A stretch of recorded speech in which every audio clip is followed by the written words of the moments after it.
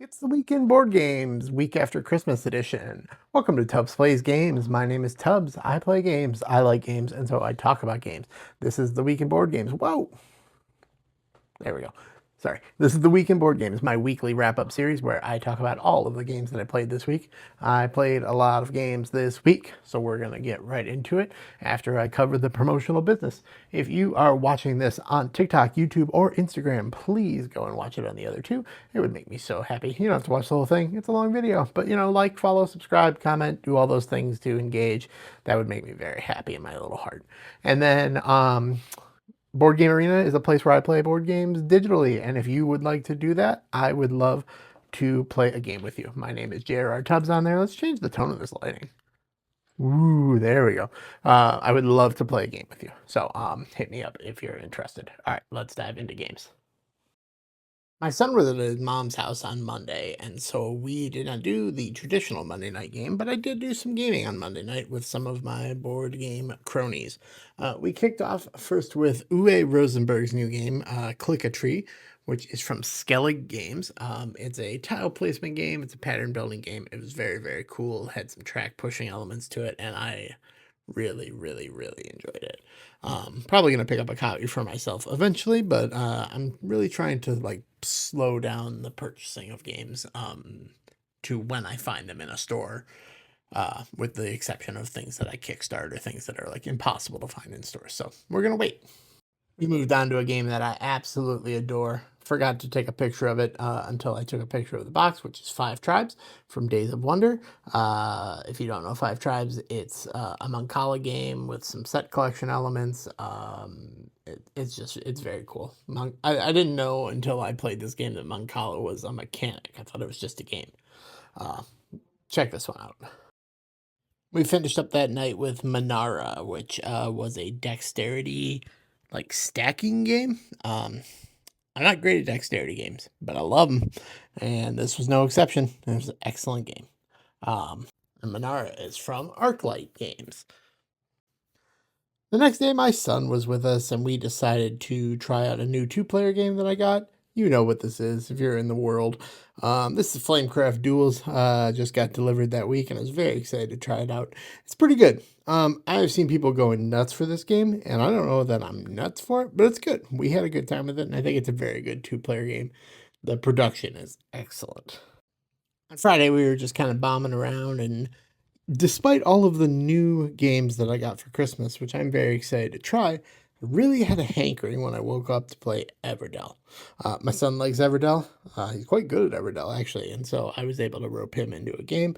Man, Everdell, I mean, you guys know it. It's from Starling Games, and it's beautiful. It's fun. The gameplay is great. I've never played any of the expansions. May try them out sometime.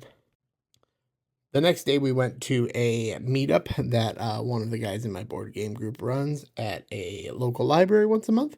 And it was a pretty small turnout, but we got a lot of games played. Started out with Sausage Sizzle from 25th Century Games, which is just a dice chucking push your luck game. My son loves push your luck games, so he's right at home with Sausage Sizzle. And you know what? As far as dice chucker goes, I think this is one of the better ones. I was not able to get a picture of it, but we did play a game of Skull, which is one of my son's favorite games. He loves chaos, and that is a game where he gets to be a little chaos gremlin. But he said, I promise not to this time. And, he kept his promise for the most part. Skull is from Space Cowboys. After that, we dove into a game of King Domino. King Domino is a game I really enjoy and do not play enough of in real life. I play in BGA Arena almost every day, but I like this game a lot. I'm not good at it, but I like it. And King Domino comes to us from BlueOrangeGames. We played a few rounds of Codenames, which is a game that I often am kind of sleep on, I guess. It's fallen into that world of I don't know. I don't want to come off like a snob because I don't think I'm a snob in the game world, but it comes off, as one of those oh, it's the game that they have in the corner shelf of the bar for people on dates.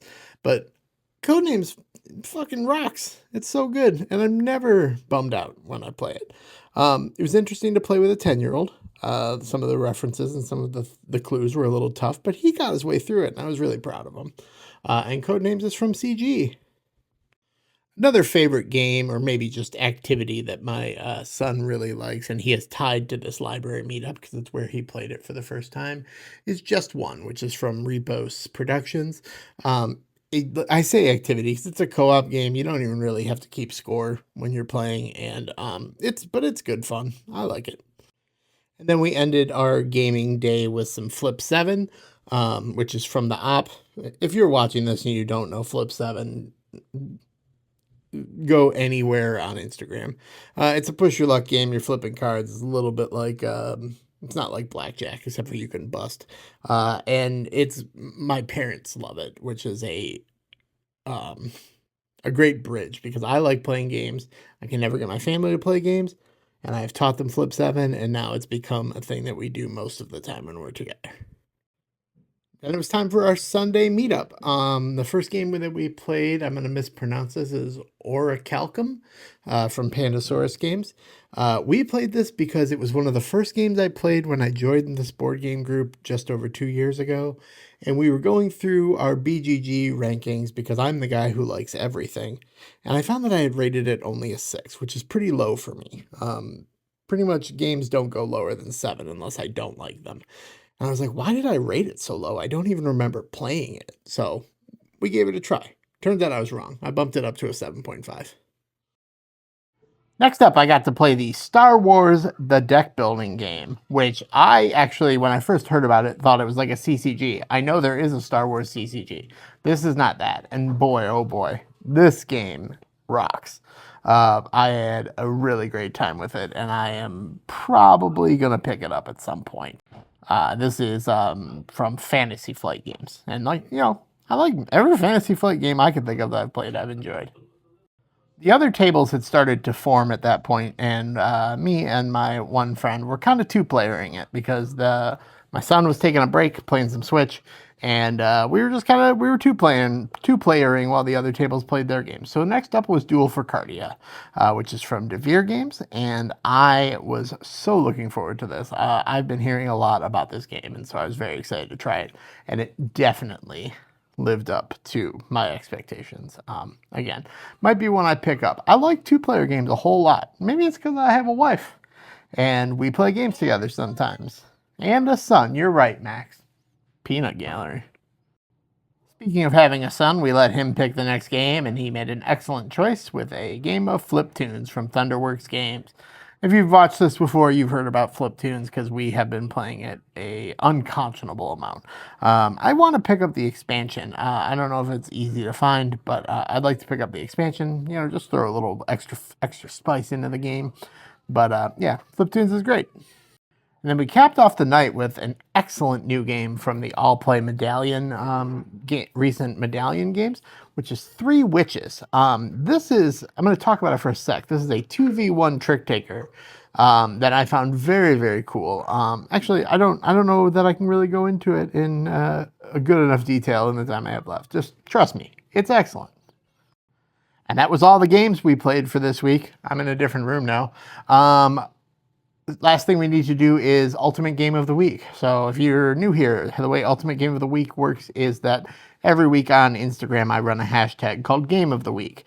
Everybody nominates a game they played that week to be the best game that they played that week. And then I post them all in a list to my stories. The community votes. And whatever game gets the most votes is the Ultimate Game of the Week. This week's Ultimate Game of the Week goes to Meadow was suggested by het_spelletjustcabinet. I've always struggled with that pronunciation, but she said I got it right last time. So congratulations to Meadow. I don't even think this is the first time Meadow has won for Ultimate Game of the Week, but congratulations to Meadow, and enjoy your reign.